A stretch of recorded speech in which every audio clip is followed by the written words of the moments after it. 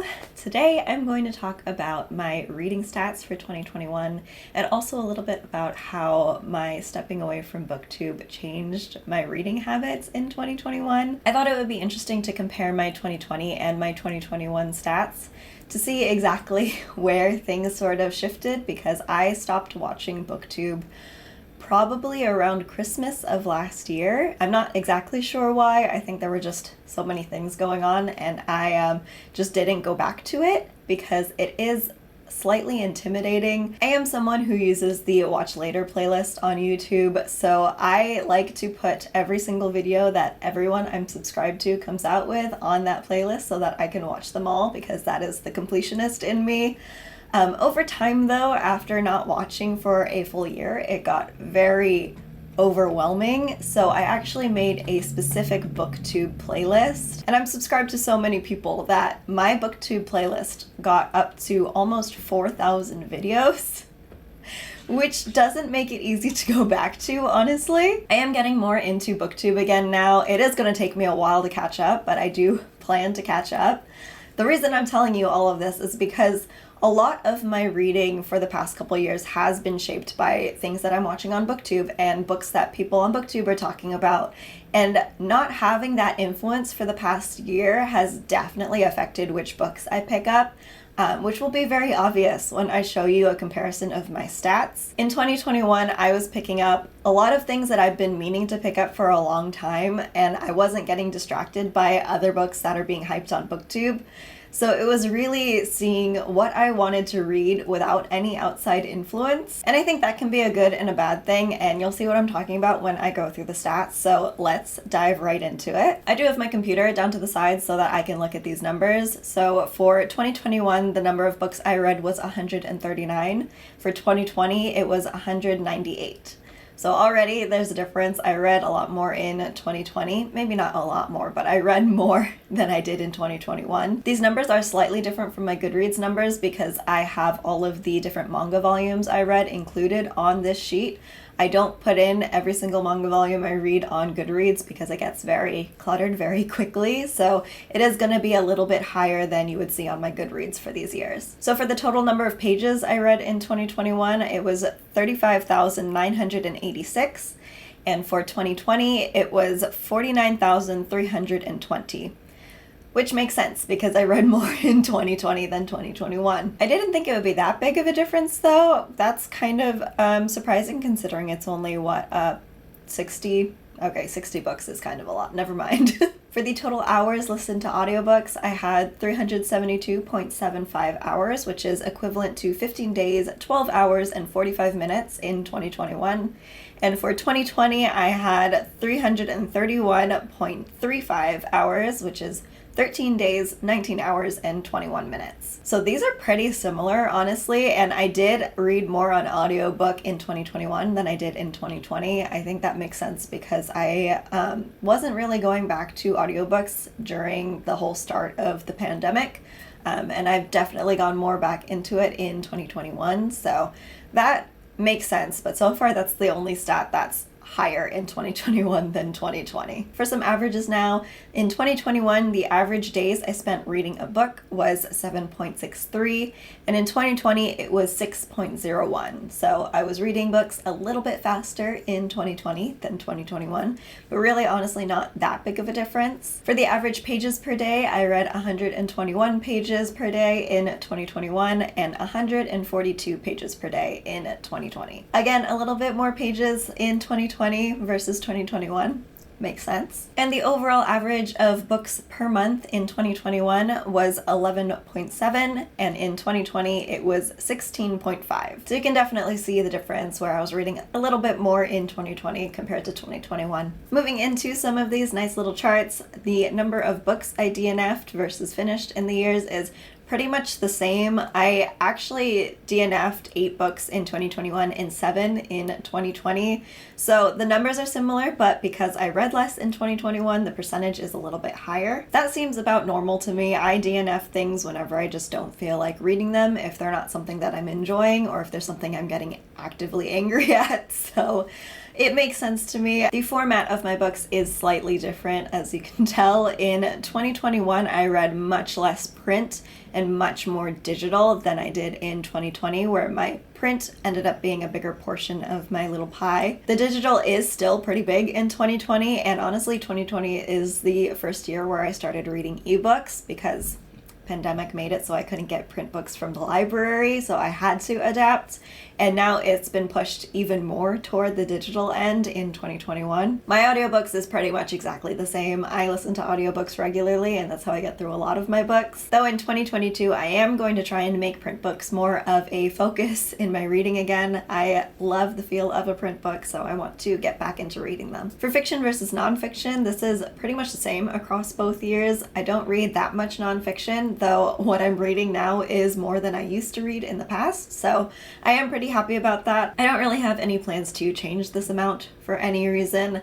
Nonfiction is something I pick up when I feel like it and if there's a topic that interests me, but my main love is with fiction books. For the audience of the books I'm reading, adult is still my biggest section. I read mainly adult fantasy.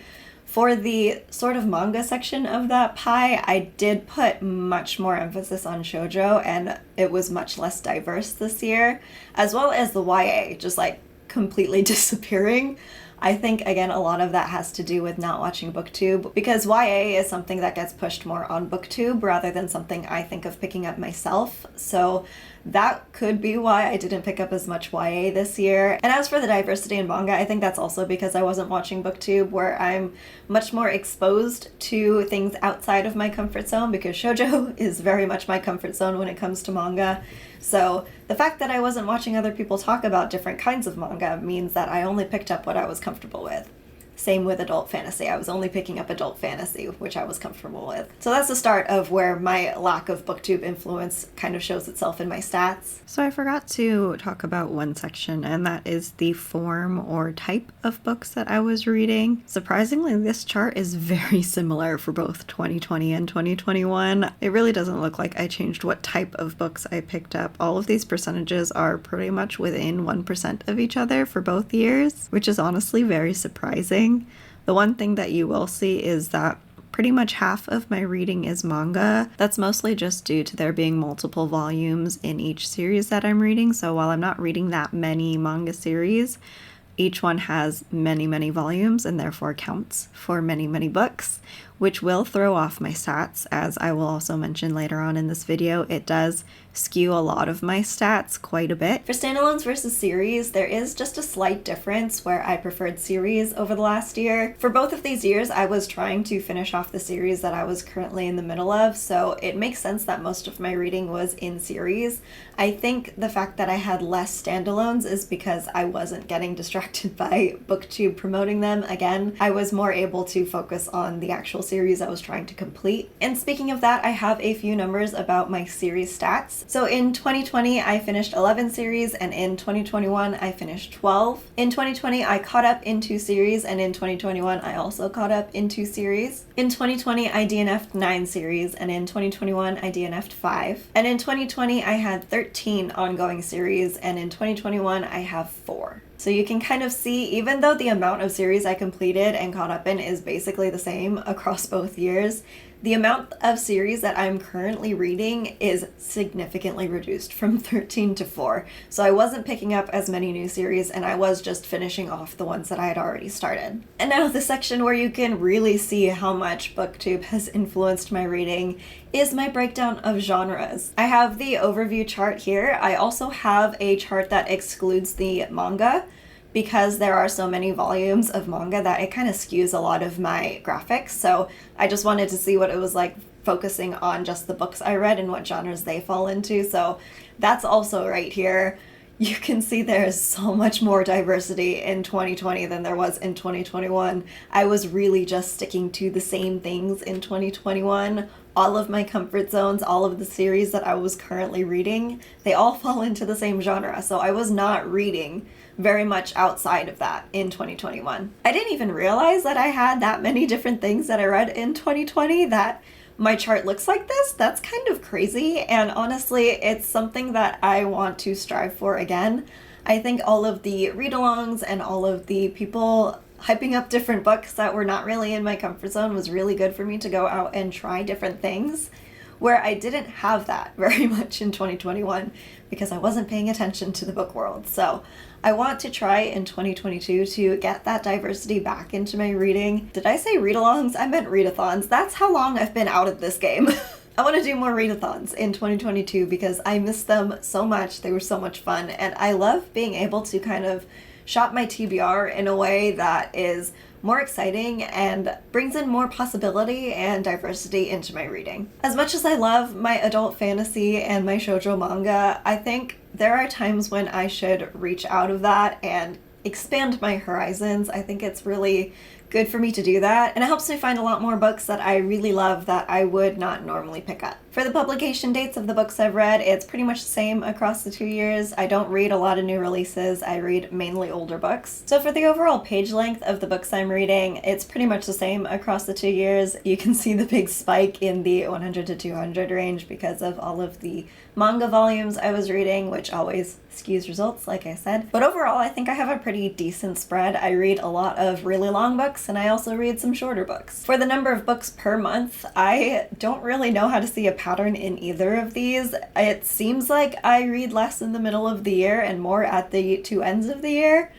Not sure why that is, except maybe it's cozy season and I just want to sit down and read my books in the end of the year and beginning of the year, but I'm not quite sure. It honestly just looks like it's fluctuating to me. I don't really see an overall pattern. I just read how much I want to read each month. What is a little bit interesting is you could see the COVID/Animal Crossing dip in April of 2020 where I read 0 books. I read nothing that month because I was just playing Animal Crossing all the time. And I think the middle of the year in 2021 is when I got into Twitch and art a lot more, so I was doing mainly that versus reading books again, so there's a big dip in the number of books I read in the middle of 2021. So my star ratings for all of my books is a trend that I am not liking between the 2 years. In 2020, I had mainly around the 4-star range versus 2021 where it was mainly around the 3-star range. So it's not the best situation overall. I didn't read as many books that I really loved this year as I wished I could have, and as much as I seemed to in 2020. Though to be fair, my 5 stars are pretty much at the same level across the 2 years. I am pretty sparing when it comes to my 5-star ratings, so that's fine, that's expected. I just wish I was a little bit more centered around the 4-star area than the 3-star area, and that is something that I want to try and do in 2022. Moving into my diversity stats, for the genders of the authors I'm picking up, I read mainly female authors across both years. That is partially due to the manga series, I think, skewing things again because I read so many from the same author. Actually, for series in general, because I'm reading so many books by the same author, it is going to skew very heavily, and in this case it skews to female usually. That big unknown section in 2020 and also in 2021 is for manga authors that I don't know the gender of. A lot of them, they don't really tell you what their gender is, so I just mark it as unknown. But what is slightly disappointing is that I only had NB authors in 2020. I had none in 2021, and I think honestly that one in 2020 was literally only one book. So that is something I need to work on, getting some more non-binary up in my books. I'm fine with my female-male sort of ratio, but I do want to get a little bit more gender diversity in my reading as well. For the nationality of the authors I'm reading, most of it is Japan because of the manga and how many volumes I was reading. But other than that, I think 2020 seems to have more different places that my books came from versus 2021, where there are fewer places listed, but they're bigger chunks of my pie, bigger percentages. The US tends to be overwhelming in both of these, so I think it would be beneficial for me to try and get a little bit more, again, nationality diversity in the books I'm reading. I don't read a lot of fully translated works other than manga, which is obviously translated, so that might be something that I look into in the future as well. For POC versus white authors, this is pretty much the same across both years, and I am really happy with it. I like reading more POC authors than white authors whenever I can. And for books with POC protagonists, again, it looks pretty much the same across both because typically POC writers will write POC protagonists, so that is not a problem that I think I have for this section at least. Where I do need to work is my queer section, so queer authors and queer protagonists. I don't have a lot of either of them for either year, it is something that I need to put more of a focus on, especially for queer authors. I read so few queer authors. The queer protagonists, a lot of people write queer protagonists into their books without being queer themselves, so that is something that I need to also focus on this year, is trying to find more queer authors to read from, because I am part of the queer community and I am not reading anyone from my community for no reason. Honestly, I should change that. So that is going to be something that I'm going to try and change this year. For books in translation across the 2 years, again, they're pretty much the same. And again, most of it is manga. There are maybe like 1 or 2 books each year that are actually like novels that were translated from different languages, but most of my translated works are manga. Again, that's something that I'm going to try and work on in order to bring in more nationalities into my authors as well. So hopefully I'll be able to do that in this upcoming year. And for own voices books, I have a little bit of a higher percentage in 2021 than 2020, which I'm very happy about. And I would like to expand more. I like to read more own voices works from POC authors, from queer authors, hopefully in the upcoming year. That would be wonderful. And those are all of the stats I have. By the way, I forgot to mention that the stats sheet I am using is a modification of the Book Riot sheet, I think, from 2020. It does have a few of my own tweaks to it over the past couple of years to make it work better for me. But those were my stats for 2021 compared to 2020. I think you can see what I mean, where BookTube has a really big influence on what I'm reading, and the fact that I wasn't watching BookTube over the last year definitely shows in what I picked up. I think it can be a good thing and a bad thing. On one hand, I was able to focus more on things that I've been meaning to get to for a long time, and on the other, I didn't get as much diversity in my reading as I would have liked. I think for the upcoming year, it's important that I balance both my priorities in reading as well as also getting some more fresh insight into books that I should pick up. While staying in my comfort zone has been really lovely over the past year and has been kind of what I needed over the past year with everything that's happening, I think I'm at a point right now where I can be a little bit more adventurous in the books I'm reading, and I would love to be able to have a few more favorite books this year than I did in 2021. My best books of 2021 video is going to be coming up very soon, so there were some books that I liked from this year, but overall I didn't feel like it was as good of a year as maybe 2020 was. So we'll see. I'm gonna try and work on a balance between my BookTube consumerism and just my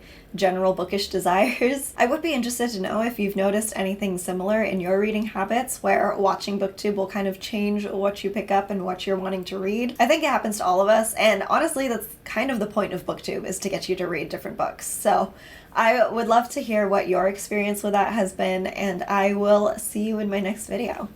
Bye.